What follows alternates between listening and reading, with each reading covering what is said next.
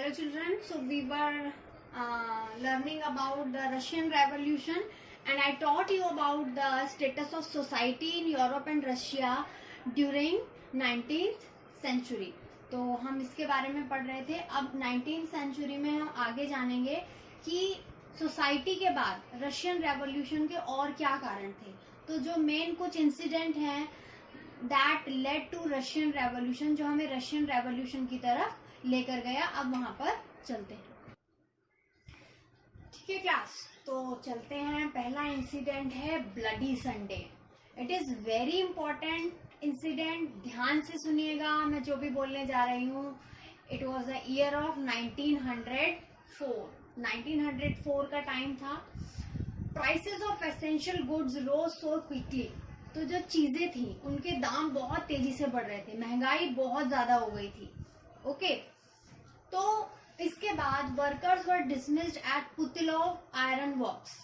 तो जैसे जैसे महंगाई बढ़ती जा रही थी, अब उसी के साथ साथ क्या होता है, जब महंगाई बढ़ती है तो प्रोडक्शन कम हो जाता है क्योंकि लोग चीजें कम खरीदनी शुरू कर देते हैं. तो इसी वजह से जो भी इंडस्ट्रीज थी वहां से वर्कर्स को निकाला जा रहा था रशिया में 1904 के टाइम पर.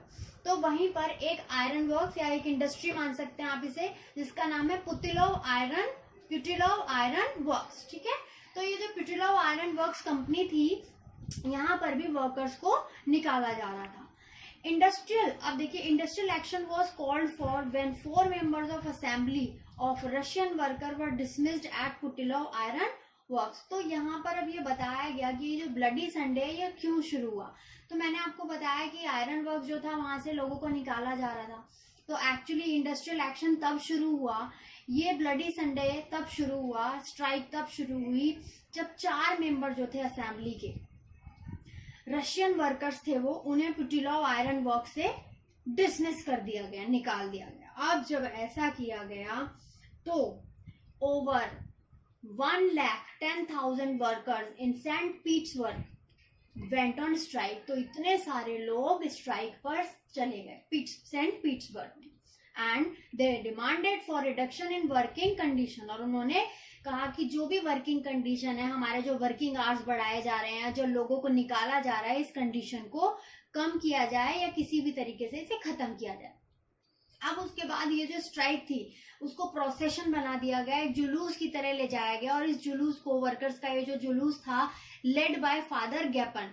ठीक है, जो इनके लीडर थे इस स्ट्राइक के वो थे father Gapon. Important name, father Gapon led the procession of workers during the incident of bloody Sunday. Was attacked by police and Cossacks. तो यहाँ पर उनको बहुत सारे पुलिस ने और कॉसेक्स ने अटैक कर दिया उनके ऊपर, जो प्रोसेशन वर्कर्स का जा रहा था फादर गैपन के साथ. अब उनकी जो पुलिस ने अटैक किया तो उसमें ओवर 100 वर्कर्स वर किल्ड. तो उसमें 100 से ज्यादा जो वर्कर्स थे वो मारे गए, 300 से ज्यादा घायल हो गए. Strike took place all over the country. और जब ऐसा हुआ तो पूरे देश में ये स्ट्राइक फैल गई. People establish the union and demanded a constituent assembly. अब लोगों को लगा कि हमें क्या करना चाहिए, हमें मोनार्च को खत्म करना चाहिए, और उन्होंने इसके लिए डिमांड किया. And they demanded a constitution assembly. और वो एक कॉन्स्टिट्यूशन असेंबली चाहते थे. तो मैंने आपको पहले ही बताया था, जार निकोलस II. तो उन्होंने क्या किया, जब उन्हें लगा कि लोग, पूरी कंट्री उनके अगेंस्ट हो गई है, he allowed the creation of elected consultative parliament और डूमा. ठीक है, तो देखिए बेटा, डूमा आपके यहाँ इंडिया में पार्लियामेंट होती है ना, उसको रशिया में डूमा बोला गया. ठीक है, तो जार ने लोगों की बात रखने के लिए क्या किया कि डूमा को स्टैब्लिश कर दिया. ड्यू टू पॉलिटिकल इंस्टेबिलिटी, अब जो डूमा बनाई गई थी उसमें जो मेंबर थे उनमें म्यूचुअल अंडरस्टैंडिंग नहीं थी, पॉलिटिकल स्टेबिलिटी नहीं थी. इसीलिए जार ने इस पहली डूमा को 75 डेज में ही खत्म कर दिया. तो पहले 75 डेज जो डूमा बनी थी वो रही 75 डेज तक. उसके बाद उसे डिसमिस कर दिया जार ने, और उसके बाद दूसरी डूमा बनाई गई और दोबारा से पार्लियामेंट या डूमा को सेटअप किया गया जार के अंडर में. So children, we discussed about the incident of bloody Sunday till Duma के सेटलमेंट तक ब्लडी संडे का केस था. तो उसके बाद हम आते हैं वर्ल्ड वॉर 1. और वर्ल्ड वॉर 1 का रशियन एम्पायर पे क्या इफेक्ट पड़ा? The first world war broke out between two European alliances. तो जो फर्स्ट वर्ल्ड वॉर हुई थी वो यूरोप को उसने दो भागों में डिवाइड कर दिया था। That was started in 1914 which was popular. ठीक है, अब इसके बाद क्या हुआ, कंडीशन क्या थी रशिया की? Russian armies lost badly. तो रशियन आर्मी बहुत बुरे तरीके से हार रही थी इन जर्मनी एंड ऑस्ट्रिया और जर्मनी में। That happened between 1914 to 1916। तो 1914 से 1916 के बीच में रशिया की कंडीशन वर्ल्ड वॉर 1 में बहुत बेकार हो गई थी। There were 7 million casualties and 3 million refugees in Russia. तो रशिया के इतने सारे रिफ्यूजीज थे और इतने सारे 7 मिलियन के अप्रोक्सीमेट लोग मारे जा चुके थे। तो इन सब चीजों की वजह से जो वर्ल्ड वॉर का इफेक्ट था, it affected adversely to the industries. जो इंडस्ट्रीज थी वो बंद होने लग गई थी, रेलवेज लाइन टूटने लग गई थी 1916 तक आते आते, स्मॉल वर्कशॉप प्रोड्यूसिंग एसेंशियल वर शट डाउन। छोटी छोटी जो दुकानें थी वो भी बंद होने लगी थी ड्यू टू लेबर शॉर्टेज, क्योंकि लोगों की बहुत कमी हो गई थी as a result by winters 1916। और यहाँ तक कंडीशन आ गई कि 1916 में जब विंटर्स का टाइम आया, bread and flour became scarce, कि लोगों को रोटी ब्रेड तक की कमी पड़ गई थी। तो ये था वर्ल्ड वॉर 1 का इफेक्ट रशिया। यस क्लास, तो अब हम चलेंगे जहां से मोनार्च में चेंज आने वाला है रशिया में। ठीक है, that is February revolution in Petrograd. तो रशिया में एक जगह है पेट्रोग्रेड, हम वहां चल रहे हैं। इट इज ड्यूरिंग 1917 की बात है। ठीक है, so there was heavy food shortage in workers quarter. तो जो लोग थे उनके यहाँ 17 के आते आते, अब मैं आपको बता चुकी हूँ कि 16 जब वर्ल्ड वॉर का इफेक्ट पड़ा उसकी वजह से ब्रेड की शॉर्टेज सोसाइटी में बहुत ज्यादा हो गई थी। इंडस्ट्रियलाइजेशन लगभग खत्म हो चुका था, लोगों के पास जॉब नहीं थी, लोग जॉब ढूंढ रहे थे, पैसे नहीं थे लोगों के पास, सोर्सेज नहीं थी, ऊपर से ब्रेड की भी कमी हो गई थी, ह्यूमन सोर्सेज की कमी थी, क्योंकि कैजुअलिटी इतनी ज्यादा हो गई थी वर्ल्ड वॉर में कि उसकी वजह से रशिया में लेबर भी कम पड़ रही थी। तो 1917 में फूड की शॉर्टेज और ज्यादा बढ़ गई।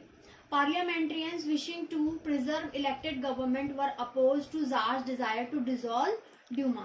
तो अब जार क्या चाहते थे कि ड्यूमा को, जो उन्होंने सेकंड ड्यूमा बनाई थी, उसको भी डिसॉल्व कर दिया जाए, उसे भी खत्म कर दिया जाए। लेकिन पार्लियामेंट के लोग ऐसा नहीं चाहते थे। अब दूसरी तरफ देखिए क्या हो रहा है। 22 फरवरी 1917 तो एक क्या हुआ, वहां पर एक लॉकआउट हुआ एक फैक्ट्री में, took place in a factory followed by a strike next day। तो एक फैक्ट्री बंद हो गई और वहां के जो लोग थे उन्होंने स्ट्राइक कर दी। Demonstrating workers crossed from the factory quarters to capital. अब वो जो वर्कर्स थे उन्होंने ये स्ट्राइक इसलिए की थी क्योंकि वहां पर उन लोगों के राइट्स को ह्यूमिलेट किया जा रहा था। No political party organise this movement. तो इसमें किसी भी पॉलिटिकल पार्टी का हाथ नहीं था। जो ये स्ट्राइक थी ये वर्कर्स ने अपने आप रखी थी। अब इसी के साथ government impose curfew and later suspended the Duma. तो एक तरफ तो कंट्री में स्ट्राइक चल रही थी, इंडस्ट्रियलाइजेशन खत्म होता जा रहा था, फैक्ट्रीज में लॉकआउट हो रहे थे, ब्रेड की कमी हो रही थी, उधर जार चाहता था कि ड्यूमा को सस्पेंड कर दिया जाए। तो इन सब चीजों के चलते गवर्नमेंट ने क्या किया, कर्फ्यू कर दिया और सस्पेंडेड द ड्यूमा, और ड्यूमा को भी सस्पेंड कर दिया गया। Police headquarters were ransaced, people raised slogan about bread, better hours and democracy। अब जो पुलिस के जितने भी हेडक्वार्टर थे उन पे अटैक किया गया लोगों ने, क्योंकि लोग भूख से परेशान थे, वो ब्रेड चाहते थे, वो खाना चाहते थे, बेटर और अच्छी जिंदगी चाहते थे, डेमोक्रेसी चाहते थे। अब वो इन सब चीजों के लिए आवाज उठाने लगे। Cavalry called out by government to control them. अब इन सभी लोगों को, ये जो रशियन पॉपुलेशन थी, इनको सप्रेस करने के लिए कैवेलरी सोल्जर्स को बुलाया गया कि इन्हें कंट्रोल किया जाए। Petrograd Soviet was formed by soldiers and advice of military commanders. Tsar abdicated Soviet and Duma leaders formed a provisional government to run the country. तो जब ऐसी कंडीशन आ गई तो जार को लगा now I can not move any more, with monarch, कि अब मैं मोनार्च के साथ ज्यादा दिन तक नहीं चल पाऊंगा, because I am unable to continue the country with good condition, क्योंकि वो रशिया को एक अच्छी कंडीशन में वापस नहीं ला पा रहा था। तो इसी के साथ क्या हुआ कि पेट्रोग्रेड सोवियत बनाया गया, ठीक है। और उसके बाद जो ड्यूमा के जितने भी लीडर्स थे उन्होंने एक प्रोविजनल गवर्नमेंट बनाई जिससे देश को चलाया जा सके। प्रोविजनल गवर्नमेंट मतलब कि जो अस्थायी गवर्नमेंट होती है, जो मतलब थोड़े दिनों के लिए, और उसके बाद एक परमानेंट गवर्नमेंट बनाने के लिए प्रोसेस शुरू कर दिया गया।